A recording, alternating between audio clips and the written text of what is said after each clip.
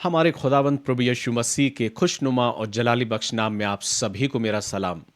मेरे प्रियो, आज से हम प्रभु यीशु मसीह के वचन जो प्रेरितों के काम की पुस्तक है उस ओर अपने ध्यान को केंद्रित करेंगे।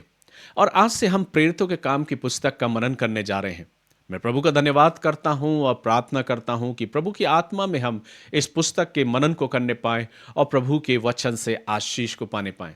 आज के इस मनन में आप सभी का मैं स्वागत करता हूं और लगातार आप मेरे साथ बने रहें ताकि हम परमेश्वर के इस वचन के द्वारा और आशीष को पाने पाएं। सबसे पहले हमें इस बात को जानना है कि इस पुस्तक का लिखने वाला जो लेखक है वो कौन है। मेरे प्रियो, इस पुस्तक के विषय में अगर हम मनन करते हैं तो हम इस बात को पाते हैं कि लूका रचित सुसमाचार, जिसने सुसमाचार को लिखा है, वही लूका इस प्रेरितों के काम की पुस्तक को लिखने वाला है। लूका जिन बातों को अपने सुसमाचार में व्यक्त करता, उसी सुसमाचार को आगे बढ़ाते हुए प्रभु यीशु मसीह के द्वारा दिए गए शिष्यों को जो आदेश थे, उन आदेशों को यहां शिष्यों के द्वारा पूरा होते हुए हम देखते हैं। जिस पवित्र आत्मा को देने की बात प्रभु यीशु मसीह करता है, वो इस प्रेरितों के काम की पुस्तक में सुसमाचार के बाद हमें देखने को मिलता है। कई बार जब इस वचन को मैं इस प्रेरितों के काम की पुस्तक को जब मैं पढ़ता हूं तो इस बात को पाता हूं कि जो कुछ प्रभु ने अपने शिष्यों को आदेश दिया था वो यहां सब कुछ हम होते हुए देखते हैं। जब इस पुस्तक का हम मनन करते हैं तो हम इस बात को पाते हैं कि प्रेरितों के काम की पुस्तक के नाम से ही यह ज्ञात होता है कि यह पुस्तक प्रेरितों के द्वारा किए गए कार्यों का वर्णन है। इसमें प्रेरितों के द्वारा जो कुछ कार्य किया गया, उन तमाम सारी बातों का जिक्र, वर्णन हम इस पुस्तक में पाएंगे और लगातार हम अध्याय बाय अध्याय इस पुस्तक का हम मनन करेंगे परमेश्वर की आत्मा की अगुवाई में होकर। मैं अक्सर इस पुस्तक को जब मैं मनन करता हूं तो मैं इस बात को कहता हूं कि यह पुस्तक जो है, यह मसीह आंदोलन की एक विशेष पुस्तक है। मैं ऐसा क्यों कह रहा हूं? क्योंकि प्रभु यीशु मसीह के स्वर्गारोहण होने के बाद उन लोगों में जो प्रभु यीशु मसीह के शिष्य थे, उनके अंदर एक जज्बा उत्पन्न हुआ और जैसा प्रभु ने उन्हें आदेश दिया था कि यरूशलेम से लेके, सामरिया से लेके, यहूदिया से लेके सारे जगत में जाके तुम सुसमाचार का प्रचार करो, और वो एक मसीही आंदोलन की शुरुआत हुई। और जैसा कि हम वचन में लगातार पढ़ेंगे और देखेंगे कि एक ऐसा मसीही आंदोलन हुआ जिसमें बहुत से लोग प्रभु यीशु मसीह के उस वचन को सुनकर परमेश्वर के करीब और उसकी समीपता में आने वाले हुए और एक बड़ी मंडली की, एक बड़ी जमात को प्रभु के लोगों ने तैयार किया जो उसके शागिर्द थे। आइए हम सीधे परमेश्वर के वचन में डूबते हैं और आज परमेश्वर की आत्मा से इस वचन को मनन करते हैं। जैसे ही हम वचन को खोलते हैं तो प्रेरितों के काम की पुस्तक, उसका पहले अध्याय में लूका किसी को संबोधित कर रहा है। लूका जब अपने सुसमाचार के बाद इस प्रेरितों के काम की पुस्तक को लिखता है तो ऐसा जाहिर हो रहा है कि वो किसी को संबोधित कर रहा है इसमें लिखी हुई इन तमाम सारी बातों को। वचन कहता है, हे थियोफिलुस, मैंने अपनी पहली पुस्तिका, अर्थात जो सुसमाचार की पुस्तक है,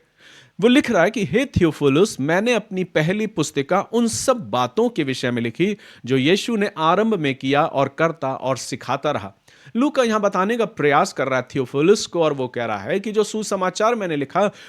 उसमें यीशु मसीह के आरंभ से उन तमाम सभी बातों का मैंने जिक्र किया जो वो किया करता था और सिखाता था। अब आगे लिखा है, उस दिन तक जब वह उन प्रेरितों को जिन्हें उसने चुना था पवित्र आत्मा के द्वारा आज्ञा देकर ऊपर उठाया ना गया। यहाँ लूका जो है, जो लेखक है, वो इस बात को व्यक्त कर रहा है कि जब तक प्रभु यीशु मसीह ऊपर उठाया ना गया था और जो आज्ञा प्रभु ने दी थी पवित्र आत्मा को देने की, वचन कहता है, और उसने दुख उठाने के बाद बहुत से बड़े प्रमाणों से अपने आप को उन्हें जीवित दिखाया और 40 दिन तक वह उन्हें दिखाई देता रहा और परमेश्वर के राज्य की बातें करता रहा। यहां पर जब हम वचन को पढ़ते हैं तो प्रेरितों के काम की पुस्तक मुझे इस बात को बताती है कि प्रभु यीशु मसीह के जीवित होने के बाद और स्वर्गारोहण के बीच का जो अंतराल था, लगभग 40 दिन तक प्रभु यीशु मसीह अपने शागिर्दों को, अपने लोगों को दिखाई देता रहा और उन्हें स्वर्ग के राज्य की बातें करता रहा। लेकिन वचन बताता है कि उसके बाद उन्हें आज्ञा दी और उनसे कहा कि तुम यरूशलेम को ना छोड़ना, परंतु पिता की उस प्रतिज्ञा के पूरे होने की बाट जोते रहो जिसकी चर्चा तुम मुझसे सुन चुके हो, क्योंकि यूहन्ना ने तो पानी से बपतिस्मा दिया है, परंतु थोड़े दिनों के बाद तुम पवित्र आत्मा से बपतिस्मा पाओगे। प्रभु यीशु मसीह जिस बपतिस्मा को देने की बात करता है, कहता है कि मैं पिता के पास जाऊंगा और तुम्हारे लिए एक सहायक को भेजूंगा जो स्वयं पवित्र आत्मा है। यहाँ पर फिर पुनः प्रभु यीशु मसीह उस पवित्र आत्मा को देने की बात करता और आगे लिखा है, सो उन्होंने इकट्ठे होकर उससे पूछा कि हे प्रभु, क्या तू इसी समय इज़राइल के राज्य को फेर देगा? उनके अंदर एक जिज्ञासा थी कि प्रभु, क्या जो इज़राइल को जो राज्य फेरने की बात है, क्या वो समय आ चुका है, वो वक्त आ चुका है? लेकिन प्रभु कहता है, उसको जानना तुम्हारे लिए जरूर नहीं, क्योंकि वो पिता के हाथ में है। और तब उस परमेश्वर का वचन बताता, उसने उनसे कहा, उन समयों या कालों को जानना जिनको पिता ने अपने अधिकार में रखा है तुम्हारा काम नहीं है, परंतु जब तुम पवित्र आत्मा पाओगे तब तुम सामर्थ पाओगे और यरूशलेम और सारे यहूदिया और सामरिया में और पृथ्वी की छोर तक मेरे गवाह होगे। इस बात को कह के वचन कहता है कि प्रभु यीशु मसीह उनके देखते देखते आकाश की ओर उस बादलों पर उठा लिया गया। जैसा कि वचन में लिखा है, यह कहकर वह उनके देखते देखते ऊपर उठा लिया गया और बादल ने उसे उनकी आंखों से छिपा लिया। और उसके जाते समय भी जब वे आकाश की ओर ताक रहे थे तो देखो, दो पुरुष श्वेत वस्त्र पहने हुए उनके पास आ खड़े हुए और कहने लगे, हे गलीली पुरुषों, तुम क्यों खड़े स्वर्ग की ओर देख रहे हो? यही यीशु जो तुम्हारे पास से स्वर्ग पर उठा लिया गया है, जिस रीति से तुमने उसे स्वर्ग को जाते देखा, उसी रीति से वह फिर वापस आएगा। सो प्रेरितों के काम की पुस्तक के विषय में जब हम मनन करते हैं तो हम इस बात को पाते हैं कि प्रभु यीशु मसीह अपने स्वर्गारोहण के पहले फिर से अपने शागिर्दों से मुलाकात करता है और उस जैतून नामक पहाड़ पर जो यरूशलेम के निकट है, वहाँ पर हम इस बात को देखते हैं कि वे सब शागिर्द जो हैं वो वापस लौटते हैं। और जब वह वहाँ पहुँचे तो वे अटारी पर गए और पतरस और यूहन्ना और याकूब और अंद्रियास और फिलिप्पुस और थोमा और बरतुल्मै और मत्ती और हलफई का पुत्र याकूब और शमौन जलोतेस और याकूब का पुत्र यहूदा रहते थे। ये सब कई स्त्रियों और पुरुषों और यीशु की माता मरियम और उसके भाइयों के साथ एक चित होकर प्रार्थना करने लगे। प्रेरितों के काम की पुस्तक, मेरे प्रियो, पहला अध्याय मुझे इस बात को बताता है कि प्रभु यीशु मसीह ने जिन कामों को, जिन बातों को, जिस सुसमाचार को सुनाने के लिए अपने शागिर्दों को तैयार किया और जो जिम्मेदारी, जो कार्य सौंपा, वचन कहता है कि स्वर्ग के राज्य की बातें उनसे कहो, उन सुसमाचार को तुम बताओ। और उन बातों को इन शिष्यों ने अपने हाथों में लिया और तब इन्होंने अपने जीवन से प्रभु यीशु मसीह के उस सुसमाचार का प्रचार किया। और जैसा कि मैंने प्रारंभ में कहा कि ये पुस्तक जो है मात्र प्रेरितों के काम की पुस्तक ही नहीं, लेकिन ये जो पुस्तक है ये मसीही आंदोलन की एक बड़ी पुस्तक है, जिसके द्वारा बहुत से लोग, मेरे प्रियो, विश्वास में प्रभु यीशु मसीह के उस बलिदान पर विश्वास किया। उन शिष्यों ने खड़े होकर, जो पतरस है वो खड़े होकर लोगों के बीच में उस बात की गवाही को देता है। और सारे शिष्यों ने जब पवित्र आत्मा पाया तो वे अन्य भाषाओं में बात करके परमेश्वर के वचन को सुनाने का, प्रचार करने का कार्य करने लगे। जब इस वचन को हम आगे पढ़ते हैं तो लिखा है, जैसा कि वचन कहता है, और तब उनके बीच में यह प्रश्न आया कि जो शिष्य था, जो यहूदा इस्करियोती, उसकी जगह जो खाली थी, वो स्थान खाली था। तब उन्होंने पर्ची डाली, प्रार्थना किया और पर्ची जो है वो एक और शिष्य के नाम पर निकली और उसको प्रभु के उस मंडली में, उन प्रभु के शिष्यों के उस संगति में उसको जोड़ा गया मथिया के नाम पर, और उन्होंने परमेश्वर के राज्य के प्रसार को करना प्रारंभ कर दिया। सो मेरे प्रियो, जब हम इस प्रेरितों के काम की पुस्तक को जब हम पढ़ते हैं तो हम इस बात को पाते हैं कि यहाँ पर प्रभु यीशु मसीह अपने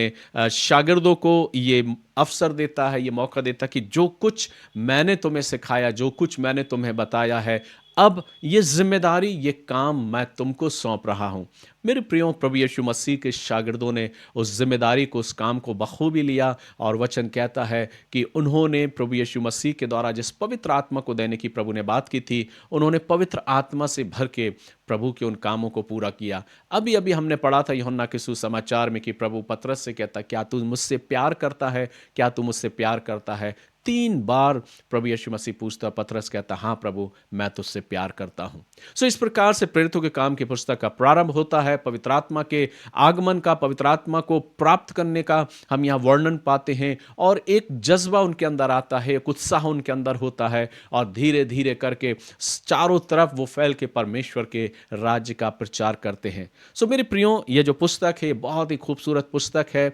मसीही कलीसिया का, मसीही इतिहास का वर्णन इसमें हमको मिलता है। और जब इस वचन को हम पढ़ते हैं तो हम इस बात को पाते हैं कि कैसे कलीसिया का निर्माण हुआ, किस प्रकार से लोग एक के बाद एक जुड़ते गए और लोग परमेश्वर की स्तुति और आराधना करते गए। तो आने वाले दिनों में हम इस पुस्तक पर मनन करेंगे और गहन अध्ययन करेंगे, मनन करेंगे और प्रभु के वचन के द्वारा अपने जीवन को आशीष को पाएंगे। सो आप मेरे साथ बने रहें लगातार और आने वाले दिनों में हम प्रभु के वचन से और आशीष को पाएंगे और मैं आशा करता हूं कि इस पुस्तक के द्वारा आप आशीष को ग्रहण करने पाएं। सो मेरे प्रियो, आप सभी का मैं धन्यवाद करता हूं पुनः, जैसा कि आज हमने प्रेरितों के काम की पुस्तक उसके पहले अध्याय की ओर अपने मनन को रखा है कि यह पुस्तक स्वयं मसीही इतिहास की या मसीही उस आंदोलन की शुरुआत की पुस्तक है कि कैसे मसीही आंदोलन शुरुआत हुई, वचन प्रचार का कार्य प्रारंभ हुआ और लोग धीरे धीरे करके उस मसीही विश्वास में बढ़ते हुए प्रभु के राज्य की बात जोने लगे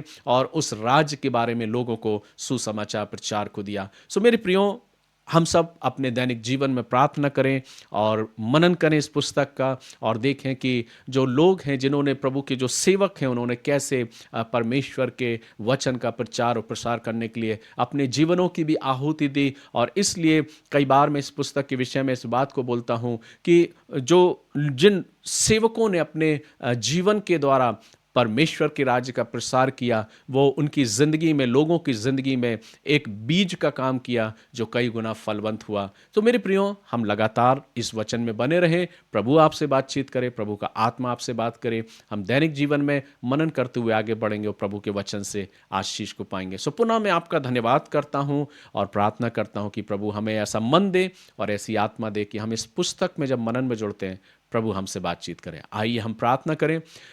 प्यारे खुदावंद, एक बार फिर से बड़े शुक्रगुजारी के साथ हम तेरे करीब आते हैं, धन्यवाद देते हैं इस खूबसूरत और आशीषित पल के लिए। आज का ये वचन हम सभी के लिए आशीष में हो और आने वाले समय में जब हम तेरे वचन का मनन करते हैं प्रभु, आप हमसे बातचीत करें। खुदावंद प्रभु यीशु मसीह के नाम से को मांगते हैं, आमीन। अब हमारे प्रभु यीशु मसीह का अनुग्रह, परमेश्वर पिता का प्रेम, पवित्र आत्मा की संगति, सहभागिता और उसकी आशीष है आप सभी के साथ अब से लेके युगानुग तक होती रहे, परमेश्वर पिता, पुत्र और पवित्र आत्मा के द्वारा, आमीन। सो गॉड ब्लेस यू मेरे प्रियो, प्रभु आप सभी को आशीष दे और आज का दिन, आज का समय आपके जीवन के लिए और आपके परिवार के लिए आशीष में और आनंद में हो। जय मसीह की।